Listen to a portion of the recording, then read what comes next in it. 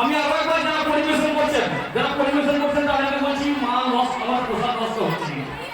পোশাক নষ্ট হচ্ছে, দেখতে দেবেন অনেক পাতাতে পোশাক থেকে যাচ্ছে, বিশেষ করে বাচ্চাদের, তাই একটু দেখে শুনে আপনারা দেবেন। অনুরোধ করে বলছি পোশাক যেন নষ্ট না করে, মহাপ্রসাদ কোনো রকম যেন নষ্ট না হয়, তাই অনুরোধ করছি যে যারা পরিবেশন করছেন দয়া করে তারা একটু দেখে শুনে দেবেন। আমার মঞ্চের পিছনে পুরোটাই ফাঁকা আছে, যারা দাঁড়িয়ে রয়েছেন তারা চলে